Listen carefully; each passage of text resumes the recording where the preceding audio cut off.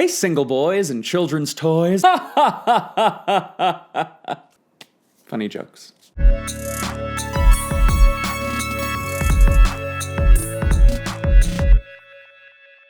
Hey everybody, my name is Jon and welcome to ADITW, a day in the Word, the internet's favorite Bible study. Alrighty then. So I know I don't do this a lot, and I know you're not gonna wanna do it, but if you know what's good for you, you're gonna read the whole chapter. Like right now.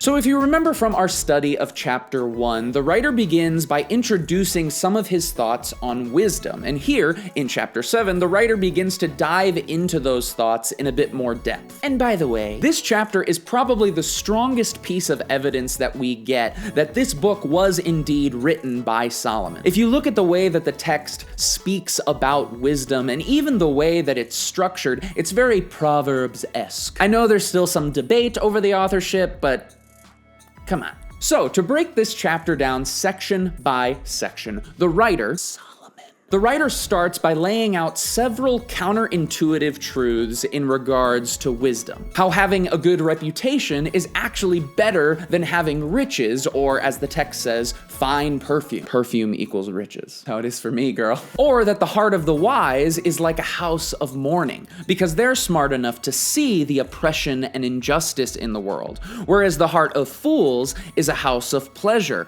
because they don't know the difference, because they fools. Then in the next section, the writer begins to turn his attention to some of the injustice and oppression that he sees in the world, like extortion or pride. And then even a little bit later, things get very confusing when the writer says this: "Do not be over-righteous, neither be over-wise. Why destroy yourself? Do not be over-wicked, and do not be a fool. Why die before your time?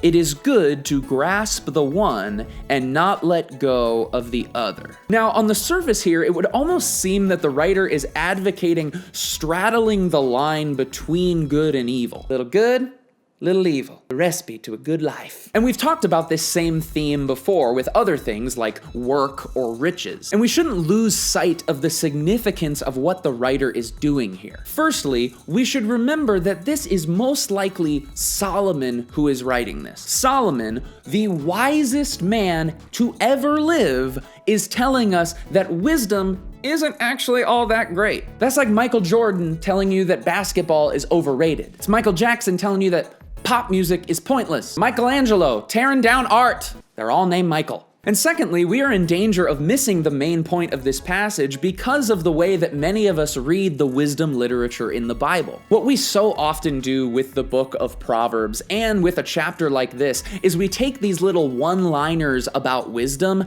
out of their original context. And while many of these things are still good to apply to our lives in this way, we must remember that Solomon originally wrote these words in the context of trying to show his audience that wisdom, while good, cannot give us ultimate meaning and satisfaction. Time and time again, this book challenges us to remember that there are a lot of good and a lot of bad things in the world, but there are only a few things that really matter. Wisdom's really great, but it cannot be our salvation. We'll talk more on this topic next week. Back to you, Jon, who's ending this video. Thanks, Jon, who was filming that video. And thank you all for watching this episode of ADITW. I hope you enjoyed it. Please comment down below and let me know what was your one big takeaway from this episode. That's what I want to hear. I hope you all are having a fantastic day. I hope you'll join us on Friday for yet another new video. I love you all.